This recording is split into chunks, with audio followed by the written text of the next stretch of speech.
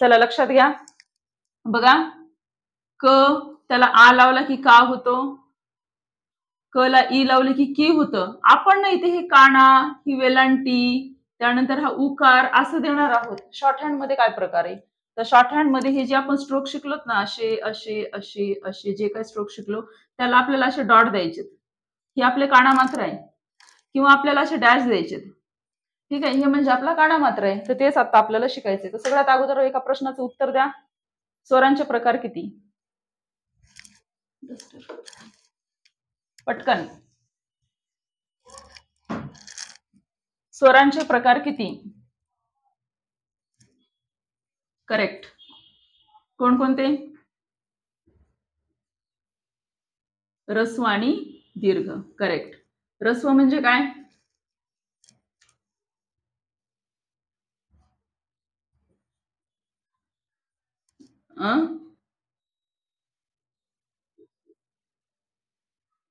रस्व आणि दीर्घ हे स्वरांचे प्रकार झाले. रस्व म्हणजे काय? आखड उच्चाराचे. दीर्घ म्हणजे काय? लांबट उच्चाराचे. इथे लक्षात घ्या, जसं आपण स्ट्रोक शिकलो, लाईट आणि डार्क. सायलेंट साऊंड असेल तर आपण त्याचा लाईट स्ट्रोक काढत होतो, डार्क हेवी साऊंड काढत होतो. ठीक आहे, इथे तोच प्रकार आहे. जे जे रस्व स्वर असतील त्याचं चिन्ह कसं असेल, लाईट असेल. जे दीर्घ असतील त्याचं चिन्ह कसे असेल, डार्क असेल. तर चिन्ह कोणते आपल्याकडे? बस हे असे डॅश, हे असे डॉट, अशा प्रकारे आपल्याला त्या स्ट्रोकला ओवेल द्यायचे.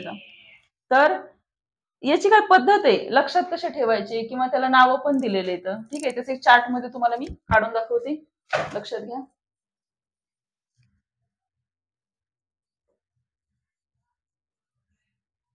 स्थान. रस्व स्वर असले की ते लाईट चिन्हाने दर्शवतात. त्याला मराठीमध्ये काय म्हणतात? पुसट. पुसट बिंदू, पुसट रेखिका. याला इंग्लिश मध्ये काय म्हणतात सांगा? लाईट डॉट, लाईट सुसट झालं ते, लाईट डॅश. ठीक आहे, अशा पद्धतीने याला इंग्लिशमध्ये आपण शिकलेलो, ज्यांचं ज्यांचं इंग्रजी झालंय त्यांचं. आता दीर्घ म्हटलं की लक्षात येऊन जाते, हे डार्क असणार आहेत सगळे. इथे काय येईल आता? ठळक. थोडं मला अवघड जातं बरं काही मराठीतून शिकवायला. ठळक बिंदू, आणि हे काय? ठळक रेखिका. ऍड कर, ठळक रेखिका.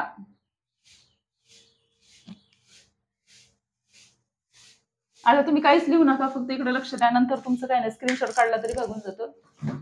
समजून घ्या फक्त व्यवस्थित. स्थान म्हणजे काय? सध्याला फक्त पहा. प्रथम, द्वितीय, आणि हे काय? तृतीय.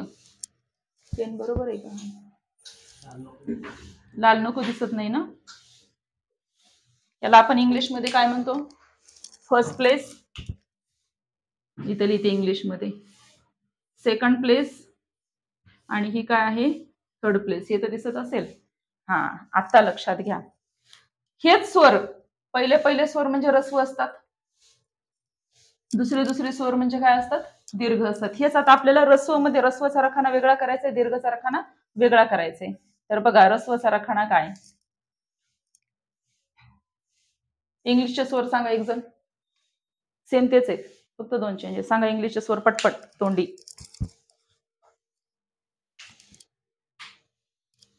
नाही. ए, शॉर्ट हँड मधले ए, ई, अ, उ. जसं बाराखडीची सिक्वेन्स सेम नव्हती. कोणती शाळेमध्ये शिकलेली बाराखडी आणि आपली स्टेनोची बाराखडी सेम नव्हती. सिक्वेन्स खालीवरी होती. इथे तोच प्रकार आहे. ही सिक्वेन्स राहणारच नाही. आपली सिक्वेन्स वेगळी. तर आजपासून बाराखडी पाठ करायची. कोणती? आपल्या चार्ट मधली. बघा, रस्व स्वरांचा रखाना अ, ए, ई, अ, उ. इकडे कोणते येतील? इकडे अ आला, इकडे आ येतो, आ, अरे इथे ए नाही येणार, इथे अ येईल. मराठी ई दीर्घ, इकडे रस्व, इकडे दीर्घ, हे रस्व हे दीर्घ, इकडे आ इकडे आ येतो. आता इकडे काय होतं बघा, अ ला अच राहतो. याच्यातला फरक सांगते तुम्हाला नंतर. आ, औ आणि उ हे आहेत आपले स्वर. याचं चिन्ह काय? पुसट बिंदू, पुसट बिंदू, पुसट बिंदू, पुसट रेखिका, पुसट रेखिका, पुसट रेखिका, लाईट डॅश. इकडचं ठळक म्हणजे काळ्या शाईने घेतो म्हणजे लक्षात येईल. इकडचं काय येईल? Dark dot, dark dot, dark dot, dark dash, dark dash, dark dash. ए ई, ए ई, अ उ, आ ऐ ई आणि औ पाहिजे. औ ओ उ उलट झालं. हे इंग्लिशचं कन्फ्युजन आहे.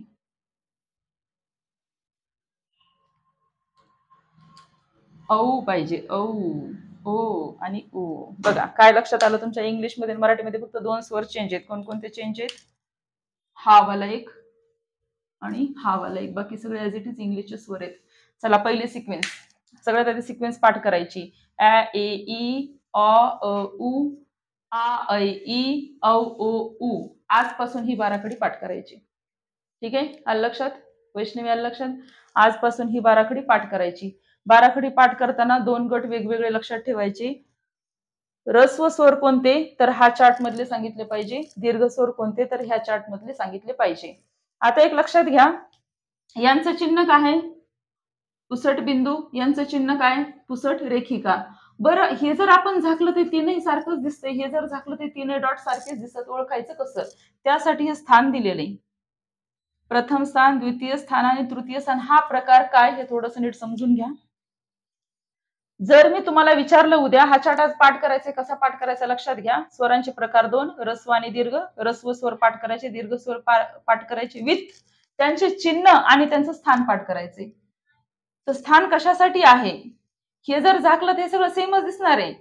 म्हणून मी पहिला प्रश्न विचारल, रस्व स्वरांचं प्रथम स्थान असणारा पुसट बिंदू कोणता? रस्व स्वराच्या चार्ट मधला प्रथम स्थान असणारा पुसट बिंदू कोणता? काय सांगणार? ऍ सांगणार. ऍ सांगणार. करेक्ट. डार्क डॉट असणारा सेकंड प्लेस. थोडं इंग्लिश वापरा म्हणजे लक्षात येईल. हे अवघड जाते मला पण. डार्क डॉट असणारा सेकंड प्लेस. ही डार्क डॉटची लाईन आहे, ही डार्क डॅशची लाईन आहे. ही सेकंड प्लेस मध्य, हे फर्स्ट प्लेस म्हणजे पहिली लाईन आणि ही थर्ड प्लेस. ठीक आहे. डार्क डॉटचा सेकंड प्लेसचा ओवेल कोणता? ऐ. ऐ ऐ. ए तिकडे आहे, तो कोणता आहे? लाईट डॉट वाला आहे. त्यानंतर मी विचारल, डार्क डॅश वाला फर्स्ट प्लेस ओवेल कोणता? ठळक रेखिका असणारा प्रथम स्थानचा स्वर कोणता? ठळक रेखिका असणारा प्रथम स्थानचा स्वर कोणता? ठळक रेखिका प्रथम स्थानचा स्वर कोणता? औ. ठळक रेखिका द्वितीय स्थानचा स्वर कोणता? ओ. ठळक रेखिका तृतीय स्थानचा स्वर कोणता? उ. अशा पद्धतीने हा चार्ट आपल्याला पाठ करायचा आहे. तुमच्या लक्षात घ्या काही गोष्टी, की याच्यामध्ये औ आहे, इकडे ओ आहे आणि तिकडे काय आहे? अ आहे. आपली ही सिक्वेन्स आहे का? बिलकुल नाही. ही सिक्वेन्स आपल्याला जसं तिकडे रेखिकाचं कॉन्सोनंट म्हणजे जसं स्टेट स्ट्रोक होते, त्यानंतर कर्व होते, अर्धचंद्राकृती, जसे गट केलेले तसे इथे पण तसेच गट केलेले. तर मी आता असं गृहीत धरते, तुम्हाला ही बाराखडी पाठ होती. आज तुम्हाला ही पाठ झाली. स्वर कसे द्यायचे ते कळाले. रस्व आले की सगळे लाईट स्ट्रोक मध्ये पाहिजे.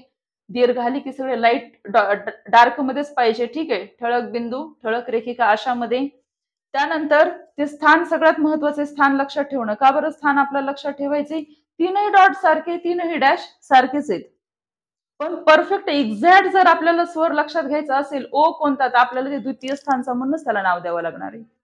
पूर्ण स्टेनो स्थानावर आधारित आहे बरं का. अख्खं पुस्तक आता आपल्याला त्याच्यावर शिकायचंय. प्रथम स्थान, द्वितीय स्थान आणि तृतीय स्थान.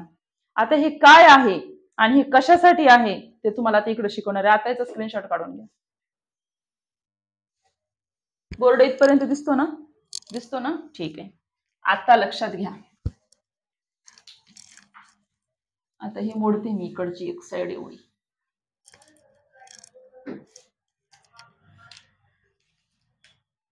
इथे खाली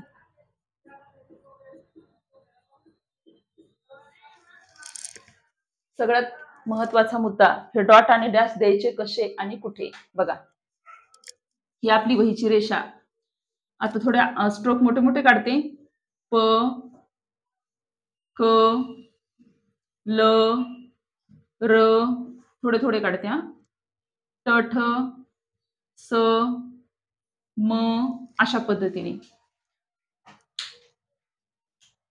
तुम्हाला माहिती आहे, शब्दांच्या अगोदर येणारा स्वर आणि नंतर येणारा स्वर. उदाहरणार्थ, क्लासमध्ये कोण कोण आहे आता तुमच्या नावावरून आधारित सांगते मी.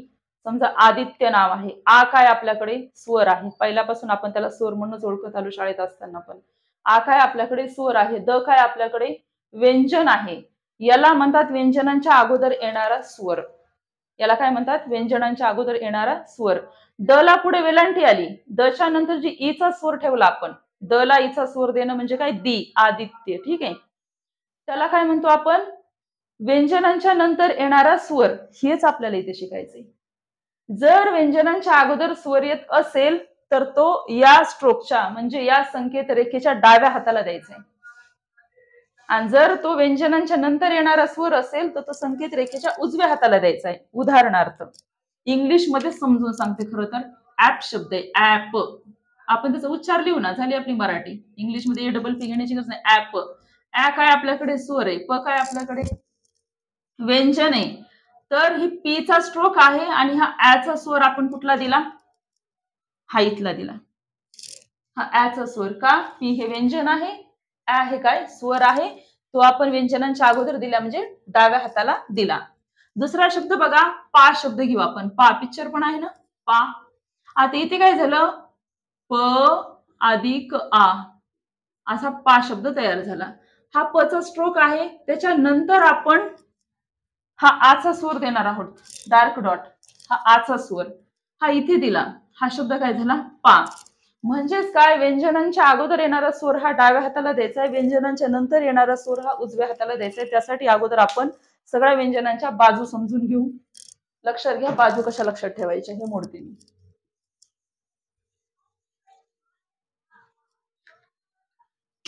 आणि प्रथम स्थान, द्वितीय स्थान, तृतीय स्थान म्हणजे काय, जिथून संकेतरेखा स्टार्ट होईल ती म्हणजे प्रथम स्थान. जे मध्यभाग आहे ते म्हणजे द्वितीय स्थान आणि जे एंड होते ते म्हणजे तृतीय स्थान. तर अगोदर आलेले हे तीनही स्वर 1 2 3 1 2 3, हा वाला असेल तर हा द्यायचा, हा वाला असेल तर हा द्यायचा. ते कुठे येणार, या स्ट्रोकच्या डाव्या हाताला. नंतर आलेली कुठे द्यायची, या हाताला. होरिझॉन्टल मध्ये काय होतं, आडव्या रेषेमध्ये काय होतं, अगोदर आलेले वरती प्रथम स्थान, द्वितीय स्थान, तृतीय स्थान. नंतर आलेले खाली प्रथम स्थान, द्वितीय स्थान, तृतीय स्थान. हे खालून वर जरी असलं तरी काही फरक पडत नाही, फक्त स्टार्टिंग इथून होईल. कारण याची स्टार्टिंग इथून झाली. प्रथम स्थान, द्वितीय स्थान, तृतीय स्थान, प्रथम स्थान, द्वितीय आणि हे काय तृतीय. आता हे काय आहे आपलं र, सॉरी र. र ची सुरुवात कुठून झाली, कुठून झाली, वरून. प्रथम स्थान हे, द्वितीय स्थान हे, तृतीय स्थान हे. र च्या अगोदर जर स्वर आलेला असेल तर डाव्या हाताला आपल्या प्रथम स्थान येते, द्वितीय येते, तृतीय येते. नंतर आलेलं असेल तर ह्या साईडला. खूप सोपं आहे, आपला डावा हात लक्षात ठेवायचा. यालाही तसंच, इथून स्टार्ट झाली संकेत रेखा. प्रथम स्थान येतील, द्वितीय येतील, तृतीय येतील, नंतर आला प्रथम, द्वितीय, तृतीय. अशा पद्धतीने याचंही तसंच. अगोदरची डावी साईड 1 2 3 प्लेस, 1 2 आणि ही 3 प्लेस. होरिझॉन्टलच्या बाबतीत काय होतं, वरती असते अगोदरची साईड. उदाहरणार्थ एम शब्द घेऊ आपण. एम मी इंग्लिशवरच शिकवते बरं का, AIM. ठीक आहे, या साईडला राहू दे, आपलं मराठी घ्या. एम. ए काय आहे, स्वर. म काय आहे, आवाज ब्रेक होतोय का,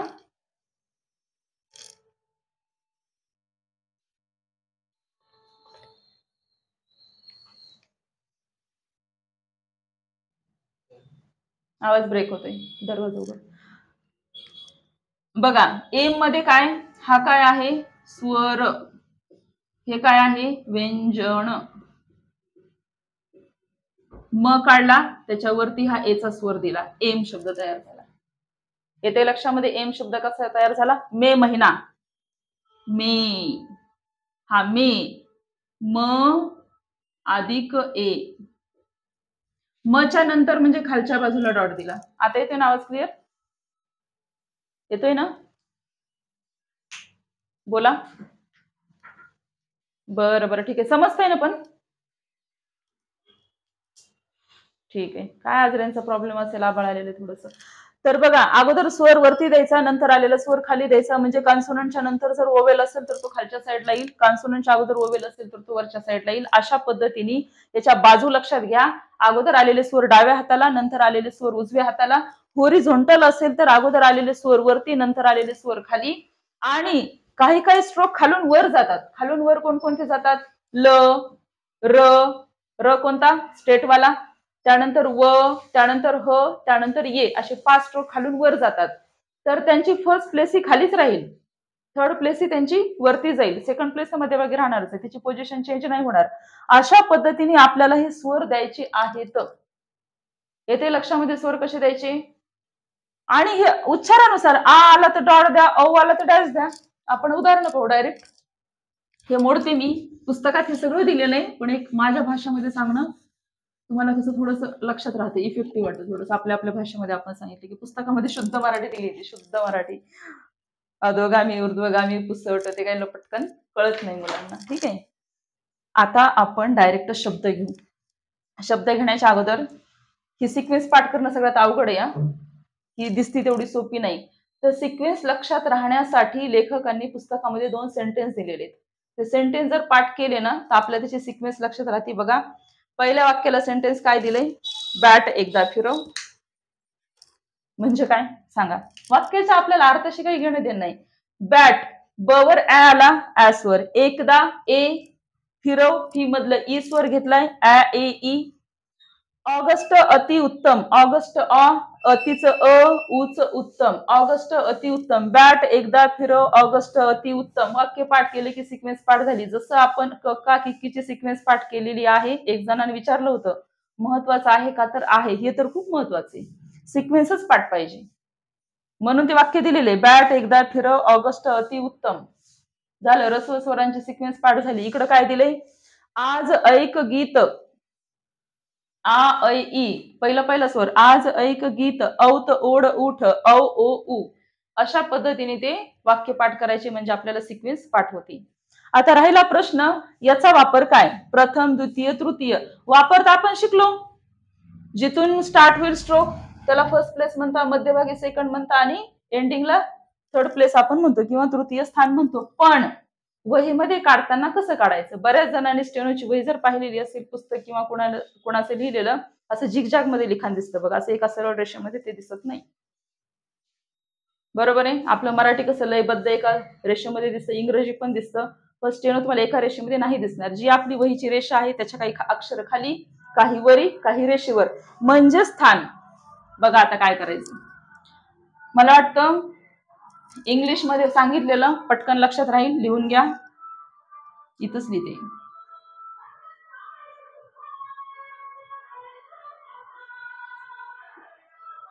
फर्स्ट प्लेस,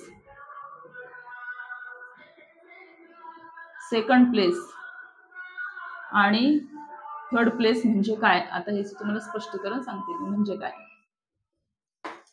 म्हणजे काय तर फर्स्ट प्लेस म्हणजे अबव दी लाईन.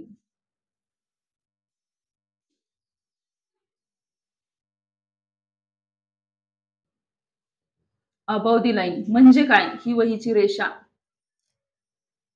फर्स्ट प्लेसचा जर ओवेल आला तर तो रेषेला टच नाही होऊ द्यायचा. ते काढलेली स्ट्रोक रेषेला टच नाही होऊ द्यायची, ती वर हवेत काढायची, म्हणजे अबव दी लाईन म्हणतात त्याला. सांगते मी समजून. सेकंड प्लेस म्हणजे on the line. Third place म्हणजे थ्रू दी लाईन.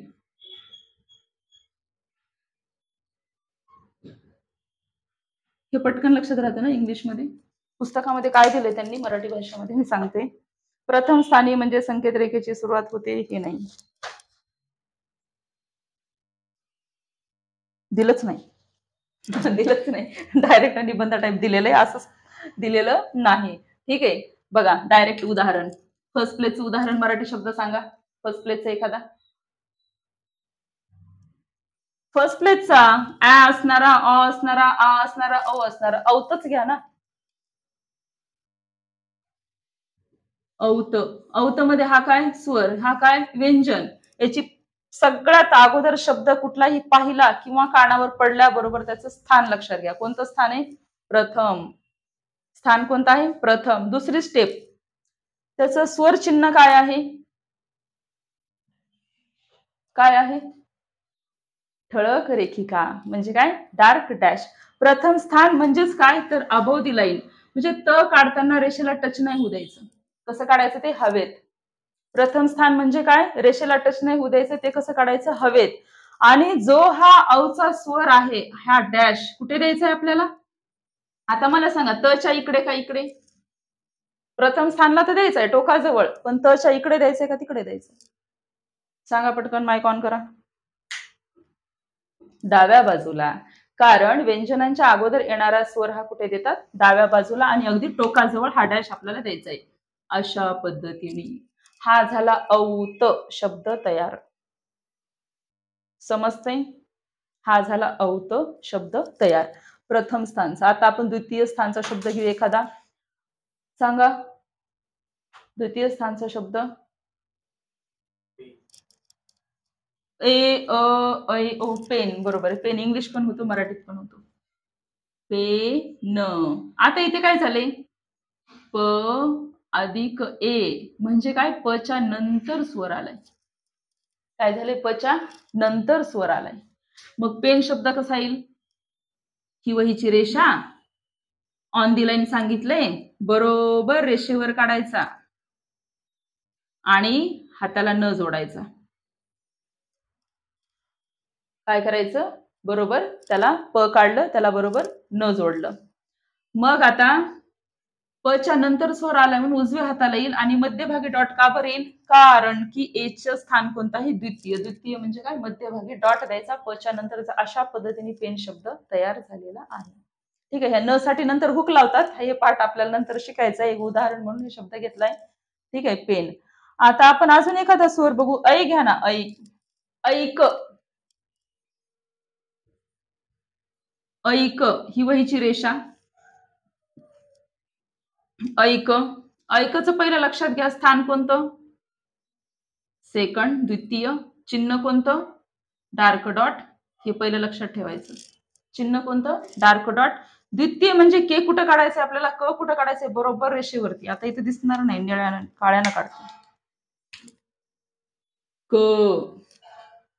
आणि हा क च्या अगोदर आलाय म्हणजे वरती.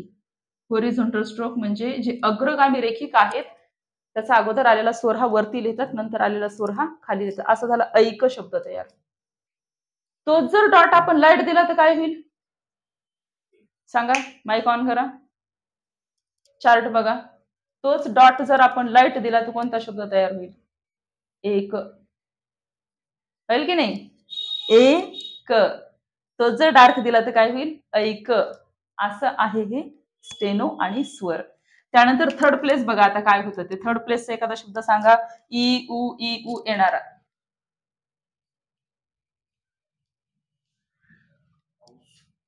पाऊस कुठे येतो? आ उ. तो नियम वेगळा आहे. आहेत आ उ. शेजारी दोन स्वर आले का त्याचा नियम वेगळा आहे. शेजारी दोन स्वर न येणारे. सीता. करेक्ट. पण सीता काढलं तर त्याला सर्कल येतं. ठीक आहे, आपण बघू. चला, सीता प्रॉपरने शिकवावं लागेल तुम्हाला. हा झाला स चा स्ट्रोक आणि हे झालं ता. स मी असा का बरं काढला? नियमच सांगितलाय. थर्ड प्लेस म्हणजे थ्रू दी लाईन. तो स्ट्रोक काढताना रेषेला छेदूनच काढायचंय. ज्या व्यंजनाला ह्या चार पैकी कुठलाही स्वर येईल ते व्यंजन असंच काढावं लागेल तुम्हाला. रेषेला छेदूनच. रेषेला छेदूनच. आता याचा स्वर जर दिला ना डोक्याच्या वरून जाईल, हा शब्द कॅन्सल करते. हा नियम आहे, पुढे आहे. ठीक आहे, आपण दुसरा एखादा सिंगल शब्द घेऊ. शब्द आठवत नाहीत? ऊन. ऊन पण होतो, पण न हा होरिझॉन्टल स्ट्रोक आहे. तो पण ऑन दी लाईनच येणार आहे, थ्रू दी लाईन येणार नाही. रूम शब्द पण नको, त्याचा पण नियम पुढे आहे. थर्ड प्लेस वोवेलचा सांगते मी. थांबा, ऐन वेळेला नाही आठवत. थर्ड प्लेसचं पुस्तकात दिलाच नाही. या लेसन मध्ये तर तो शब्द दिलाच नाही. पुस्तकाने पण टाळलाय तो शब्द.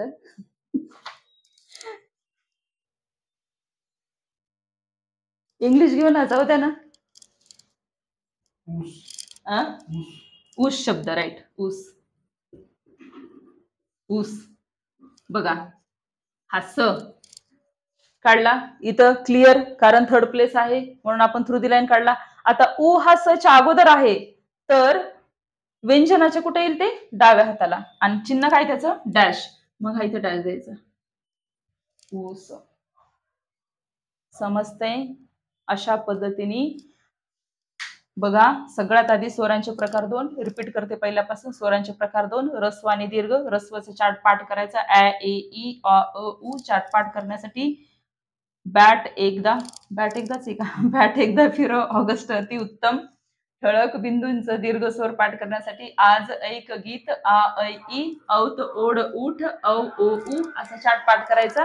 त्यानंतर हे टिंब आणि हे रेखिका कुठे द्यायच्या, तर कशा द्यायच्या सांगितल्या. कशा? स्ट्रोकच्या अगोदर येणारे स्वर डाव्या हाताला, नंतर येणारे स्वर उजव्या हाताला. होरिझॉन्टल आडवे जर असतील संकेत रेखा, आधी येणारे वरती, नंतर येणारे खाली. आणि प्रथम स्थान म्हणजे जिथून स्ट्रोक स्टार्ट होईल त्याच्या टोकाला एंड होईल, तिथे थर्ड प्लेस येईल, आणि मध्यभागची सेकंड प्लेस येईल. जो स्ट्रोक खालून वर स्टार्ट होतो त्याचा 1 नंबर खाली स्टार्ट होईल, 3 नंबर वरती जाईल. ठीक आहे. तसा आपण एक शब्द बघू. तसा एक शब्द बघू. कोणता बघू? मराठी आठवतच नाही पटकन. इंग्रजी शब्दांचा खूप मोठा साठा आहे. इल आहे की नाही, पूल भरपूर असतात इंग्रजी शब्द. त्याचा एखादा शब्द,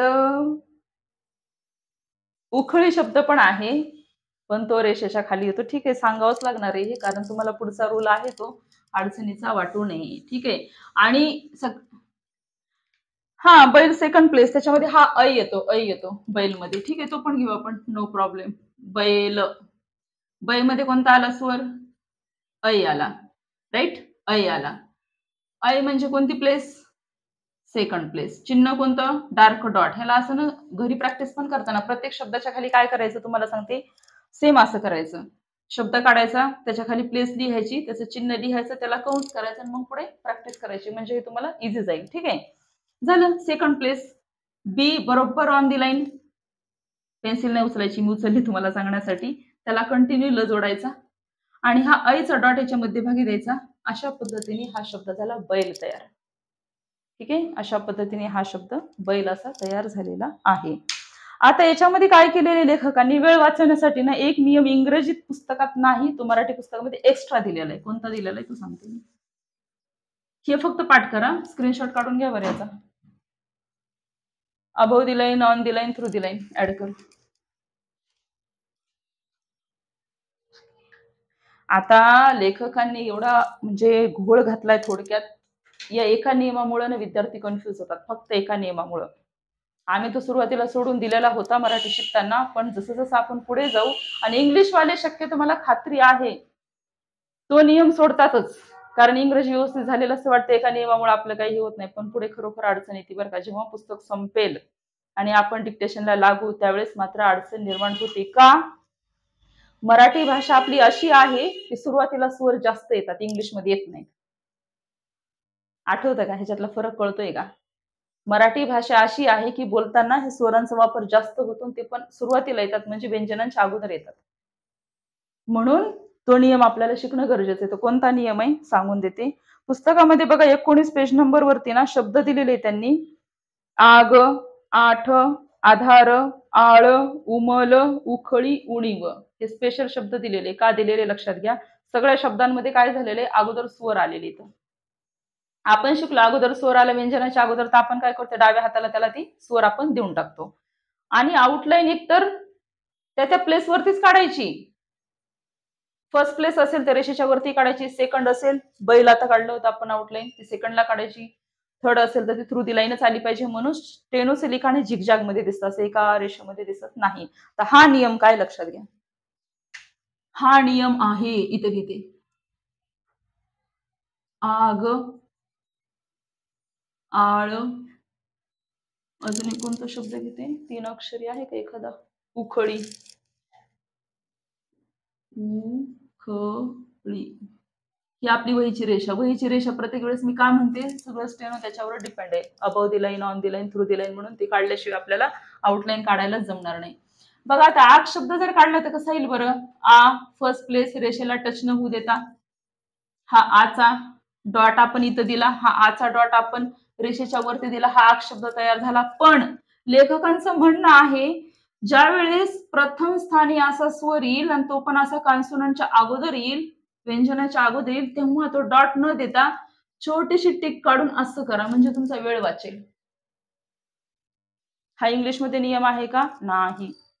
बघा लक्ष द्या. का? आडवी रेषा काढून हात उचलण्याचा डॉट देण्यापेक्षा तुम्ही डायरेक्ट छोटेस टिक काढून आडवी रेषा काढा, म्हणजे तो तुमचा वेळ वाचेल. आणि इथं कसं असतं स्टेनोमध्ये सेकंदाच्या काही भागाला महत्व आहे, कारण आपल्याला 120 ची स्पीड म्हणजे एका सेकंदामध्ये 2 शब्द काढायचे असतात, बरोबर आहे? 60 सेकंदामध्ये 120 शब्द काढणं म्हणजे एका सेकंदामध्ये 2 शब्द काढायचे असतात.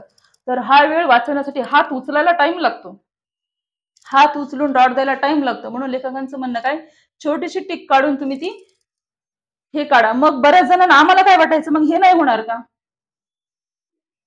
हे नाही वाटणार का? तर नाही वाटत. वाक्याच्या अर्थानुसारही कळतं. दुसरी गोष्ट, त्याला आपण उ पण वाचू शकत नाही, त्याला आपण ए पण वाचू शकत नाही, त्याला आच वाचू शकतो, किंवा खूप तर खूप आपण ऍ वाचू शकतो. का? कारण ते फर्स्ट प्लेसला काढलेले.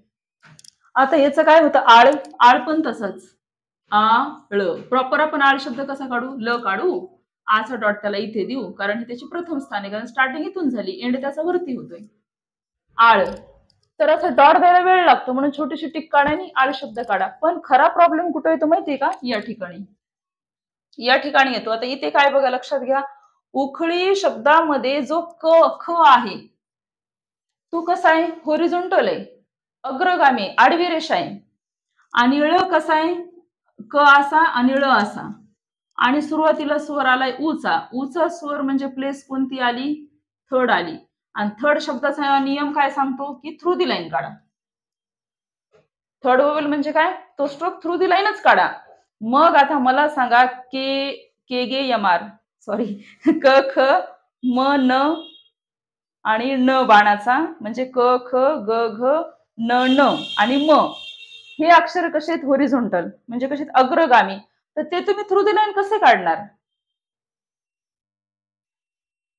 प्रश्न पडला हा तुम्हाला. कसं काढणार थ्रू दी लाईन? नाही काढू शकत. मग याला एक ऑप्शन आहे, ज्या वेळेस 2 अक्षरी 3 अक्षरी शब्द असेल, होरिझोंटल स्ट्रोक तर आपण थ्रू दी लाईन काढू शकत नाही, म्हणून तुम्ही त्याच्या वरचा काढायचा, म्हणजे त्याच्यानंतर येणारा सिक्वेन्सनी. आपण म्हणतो ना क्लासमध्ये, एकाला उत्तर नाही आलं, तू चल बाजूला, तू सांग रे, तसं याला बाजूला करायचं. काय करायचं, होरिझोंटल स्ट्रोकला बाजूला करायचं आणि दुसऱ्या कॉन्सोनंटला थ्रू दी लाईन घ्यायचं. मग काय करावं लागेल, ह्या क ला खाली घ्यावं लागेल आणि ल ला थ्रू दी लाईन घ्यावं लागेल.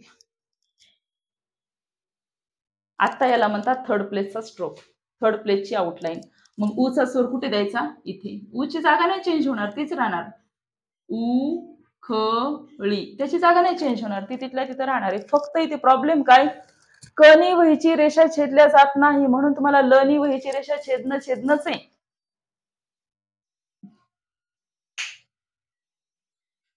हा हा राईट हा बरोबर आहे. मी ते का दिला, तो स्वर लेखकांनी ह्या नियमामध्ये जोडायला सांगितलाय. उखळी असा जोडा म्हणणं आहे त्यांचं, उखळी. कळालं, प्रॉपर त्याचं स्थान कुठं आहे, इथे येते त्याचं प्रॉपर स्थान. आलं लक्षात, इथे येतं. खरं तर अडचणीचं वाटतं, इथे येतं, पण लेखकांनी काय सांगितलंय ते सुरुवातीला जोडा. का, उखळी, आधी उ म्हणतो आपण, जरी त्याचं स्थान तृतीय असलं तरी त्या अगोदर जोडा, हाच नियम सांगते मी, कन्फ्युजन करणार आहे. पण आपण त्याला आपण म्हणणार नाही. जसं इथं आगला आपण आ म्हटलं, इथं आ म्हणणार का तुम्ही, नाही. का, स्ट्रोकची प्लेस कोणती घेतली, थर्ड. एक तर ई म्हणू किंवा त्याला उ म्हणू, हे दोनच म्हणू आपण, कारण ते थर्ड प्लेसला घेतलेले. तर अशा पद्धतीने इथं जोडायला सांगितले. उमल शब्द एक दिलेला आहे लेखकांनी, उमल. उला ओकार येईल का, उमल शब्दाला नाही येत. उमल उमल असं काढायला सांगितलंय. की हात उचलून इथं तिथं देण्यापेक्षा, कन्फ्युजन होण्यापेक्षा काय करायचा, तो स्वर सुरुवातीलाच देऊन मोकळं व्हायचं. त्यानंतर शब्द आहे आठ, आठ फर्स्ट प्लेस, रेषेला टच नाही होऊ द्यायचं. 8. त्यानंतर शब्द आहे उठ, third place. Same outline, place change केली की शब्द बदलला. त्यानंतर आहे ओठ, कळालं? प्लेस चेंज झाली की शब्द कसा बदलतो? 8 उठ ओठ, सेम स्ट्रोक. डॉट आणि डॅश इकडं तिकडं करण्यापेक्षा, खालीवर देण्यापेक्षा सुरुवातीला जर ओवेल आलेलं असेल, स्वर आलेलं असेल, तर अशा पद्धतीने तुम्ही सुरुवातीला त्याला जॉईन करू शकता. हे आम्ही तर काय केलं होतं, चला हे नाही दिलं तरी चालतंय म्हणून पुढे गेलो, पण जेव्हा आपण डिक्टेशनला लागू तेव्हा स्पीड पण वाढत नाही, ओळखायला पण येत नाही. कारण बघा ना, स्ट्रोक काढून पुढे जाऊन पुन्हा बॅक येऊन ओवेल द्यावा लागतो, त्याच्यामध्ये वेळ जातो. म्हणून हा नियम खूप महत्वाचा आहे. अगोदर आम्ही त्याला खूप वेळात काढलं होतं हे काय असलं म्हणून, पण नंतर आम्हाला अडचण आली. अगदी पुस्तक संपल्याच्या नंतर आम्ही ते फॉलो केलं, तोपर्यंत नव्हतं केलं. तुम्ही आत्तापासून करा. उणीव शब्द एक दिलेला आहे, उणीव. उणीव किती पटकन होतं काढणं, नाही तसं विचार करावा लागेल आपल्याला, नाही का? सॉरी, आपल्याला असं विचार करावा लागेल, ऊ कुठं देऊ आता, इथं देऊ का इथं देऊ, असं कन्फ्युजन होतं. त्यासाठी अगोदर आलेला स्वर हा कधी पण त्याला जोडलेला बरा. डॉट असला तरी जोडायचा आहे, डॅश असला तरी जोडायचं आहे, हे मात्र लक्षात ठेवा. डॉट असला तरी जोडायचं आहे, डॅश असला तरी जोडायचं आहे, छोटीशी टिक टाईप काढायचे. तर अशा पद्धतीने स्वराचा लेसन खूप डीप मध्ये आहे. सगळे नियम तुम्हाला आजच सांगून दिले, अगदी ऱ्हस्व दीर्घ पासून, चार्ट पासून, त्याच्या स्थानापासून, त्याचे लाईट डार्क चिन्ह पण, ते कसे द्यायचे, ते वहीच्या रेषेवरती कसे काढायचे, त्यानंतर त्यातला फरक काय, हा स्वर कसा जोडायचा, हे सगळ्याच एका लेक्चर मध्ये होऊन गेलेलं आहे. तर जसं सांगितलं तसं फॉलो करा. राहिला प्रश्न, अभ्यास कसा करायचा, सगळ्यात आधी चार्ट पाठ करा, चार्टचे चिन्ह पाठ करा. उद्या मी अगोदर रिव्हिजन घेईल. मी विचारल अ ची प्लेस आणि अ चं चिन्ह सांगा, लगेच सांगायचं. अ ची प्लेस सेकंड, द्वितीय स्थान, आणि त्याचं चिन्ह काय आहे, पुसट रेखिका, किंवा इंग्लिशमध्ये सांगा लाईट डॅश, चालेल. आपल्याला शिकण्याशी मतलब आहे, भाषा कोणती वापरली तरी. परत मी सांगल उ दीर्घ उ चं चिन्ह काय, प्लेस काय, असं मी पूर्ण चार्टचं तुमचं रिव्हिजन घेईल. रिव्हिजन घेतल्याच्या नंतर किंवा तुम्ही घरी अभ्यास आता केल्याच्या नंतर काय करायचं, तर पुस्तकामध्ये जे शब्द दिलेले आहेत पहा, हे ऐट, ओठ, ठो, ओल, इथून प्रॅक्टिस सुरू करायची. आपण खरं तर चौथा लेसन पण घेतलाय आज, हे तुम्हाला समजण्यासाठी. इथून प्रॅक्टिस करायची, चौथा पण लेसन आज झाला जमाय. हे सगळे शब्द 5-5 लाईन करायचे, हे सगळे शब्द 5-5 लाईन करायचे. काल जसं सांगितलं तशी प्रॅक्टिस. सर्व शब्द काय करायचे, 5-5 लाईन करायचे. टाइम किती झाला? 9:48. बरं, सगळेजण जॉईन आहेत का? कोणी गेलं नाही ना क्लास सोडून? एक नियम राहिलाय सांगू, जे तुम्हाला प्रॅक्टिस करताना अडचण नाही येणार.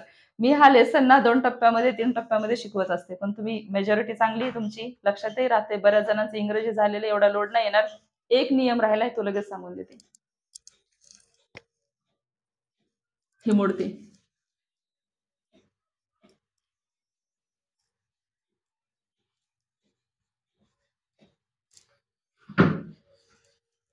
इंग्लिशवाल्यांना माहिती आहे काय नियम आहे तो. बघा, आपण 2-2 अक्षरी शब्द पाहिले, 3 अक्षरी असं किंवा 2 अक्षराचा. एक प्रॉब्लेम येतो, कोणता येतो? थर्ड प्लेसचा ओवेल जर 2 अक्षरांच्या मध्ये आला तर काय प्रॉब्लेम येतो. त्यासाठी एक शब्द सांगते तुम्हाला, मराठी शब्दच आठवत नाही पटकन. मूल शब्द घेऊ, मूल. मूल याची ना पहिली फोड करायची प्रॉपर मराठीच्या व्याकरणानुसार. म अधिक उ अधिक ल. ठीक आहे. आता इथे लक्षात घ्या, हा स्वर कधी आहे? मच्या नंतर आहे. स्वर कधी आहे? मच्या नंतर आहे. पण तो मच्या नंतर आहे, पण तो लच्या अगोदर आहे, हे पण डोक्यात असू द्या. इथे खरा क्लू आहे त्याचा. तो लच्या अगोदर पण आहे, हे लक्षात असू द्या. बऱ्याच जणांच्या डोक्यात एकच असतं, हा स्वर फक्त आणि फक्त मच्या नंतर आहे, पण तो लच्या अगोदर आहे, हे पण लक्षात असू द्या. हे वाक्य माझं कायमस्वरूपी लक्षात ठेवा. मग आता त्याचा स्ट्रोक कसा काढायचा बघा, आउटलाईन कशी काढायची. थर्ड प्लेस आहे, म हा होरिझॉन्टल आहे, वहीची रेषा छेदत नाही, म्हणून आपण ल नी छेदणार आहोत. म खाली घेतला, ल वरती घेतला. स्वर कुठं द्यायचा? प्रॉपर म चा उ इथे येईल की नाही? कारण मच्या नंतर स्वर आहे, म्हणून आपण खाली देणार आहोत. अगोदर असतात आपण तो वरच्या साईडला दिला असता. मच्या नंतर आहे, आपण तो खाली दिला. थर्ड प्लेस त्याची तिसऱ्या ठिकाणी त्याला दिलेले, पण आता इथे कसा द्यायचा? इथे स्वर आपण देऊ शकत नाही. मूल शब्दाचा स्वर इथे देऊ शकत नाही का? प्रॉपर नियम आहे. पहिल्या कॉन्सोनंटचा म्हणजे पहिल्या व्यंजनाचा जर थर्ड प्लेस स्वर दोघांच्या मध्येच येणार ना, मध्येच येणार ना, कुठे जाणार आहे? पहिल्या कॉन्सोनंटचा थर्ड प्लेस स्वर जर येत असेल तर तो तिथे न देता कुठे द्यायचा? दुसऱ्या कॉन्सोनंटच्या थर्ड प्लेसला, पण त्याच्या अगोदर, त्याची जागा चेंज व्हायली का? नाही, तो तिथेच आहे. फक्त फरक काय? समजा लाईन मध्ये 3 जण बसलेत, समजा तू याच्या मागे पण त्याच्या पुढे, हाच प्रकार इथे. याच्यानंतर म्हणजे त्याच्या अगोदर, तर याच्यानंतर नाही देता याच्या अगोदर द्यायचा. कळाला नियम? कळतोय? मला आलेला उ हा स्वर मच्या नंतर द्यायचा नाही, तो लच्या अगोदर द्यायचा आहे. म्हणजे याची आपण फोड करू. चला, उल, उल. मला उल जोडायचे, मूला ल नाही जोडायचे. मी काय बोलते लक्षात येते? मू या शब्दाला ल नाही जोडायचे, म या शब्दाला उल जोडायचे. म्हणून हे म आणि हे उल अशा पद्धतीने मूल शब्द तयार झाला. आणि हा नियम शेवटपर्यंत आहे, म्हणजे याच्या पलीकडे नियमच नाही थर्ड प्लेसचा. ठीक आहे. थर्ड प्लेस होईल जेव्हा असा येईल 2 अक्षरांच्या मध्ये, तेव्हा पहिल्या कॉन्सोनंटला न देता दुसऱ्या कॉन्सोनंटला द्यायचा, पण त्याच्या अगोदर द्यायचा. त्याच्यानंतर दिला तर काय होईल? लू होईल, ते लू. म्हणून इथे नाही द्यायचा तो. कुमक शब्द घेऊ अजून एक. कुमक, कमक. आता सांगा, क च्या नंतरचा उ कुठे द्यायचा? म च्या अगोदर द्यायचा थर्ड प्लेसला. ही म च्या अगोदरची थर्ड प्लेस आहे. ही म च्या अगोदरची थर्ड प्लेस आहे. अशा पद्धतीने अजून एक शब्द घेऊ, सोप्यात सोपा. पूजा. पूजा ही वहीची रेषा, प ला उ लागला म्हणून थ्रू दिलाय. पू आणि हे ज्या, ज्याचा आकार आपल्याला कळून जातो लगेच. पण प चा उ कुठे द्यायचा? प चा उ हा असा प ला न देता तो ज च्या अगोदर द्यायचा थर्ड प्लेसला. ज च्या अगोदर द्यायचा थर्ड प्लेसला. पूजा. अशा पद्धतीने पूजेची आउटलाईन तयार होईल. त्यानंतर अजून एक शब्द घेऊ प्रॅक्टिससाठी, रूप. रूप. र ला सुद्धा उ आला म्हणजे थर्ड प्लेस आली. थर्ड प्लेस म्हणजे थ्रू दिलाय. रूप. र ला उ इथे येतो, प्रॉपर इथे येतो थर्ड प्लेस नुसार, पण तो इथे न देता तो प च्या अगोदर थर्ड प्लेसला द्यायचा. रूप. खूप. पाहिजे तेवढे शब्द घ्या, आता आठवायला लागले. खूप. अशा पद्धतीने ख चा ववेल इथे येतो प्रॉपर म्हणलं तर इथं, आणि ती अशी अडचण येते म्हणूनच तिथे नाही द्यायचं. आलं लक्षात? खूप. समजलं आता? डन. प्रॅक्टिस मस्त करा, चार्ट पाठ करा. पूर्ण डीप मध्ये लेसन आज शिकून झालेला आहे. एकही नियम किंवा एकही न समजण्यासारखं काही याच्यामध्ये राहिलेलं नाही. ठीक आहे. चला थांबू इथे. काही प्रॉब्लेम आहे विचारा, काही समस्या असेल तर. कोणाला काही अडचण? स्वर नाही कळाला, प्लेस नाही कळाली, डॉट कसा द्यायचा नाही समजला, डॅश कुठं द्यायचा नाही समजला, ह्रस्व दीर्घ नाही समजलं, विचारा. चला, सर्वांना समजले असं मी गृहीत धरते. थांबू इथे. Bye bye.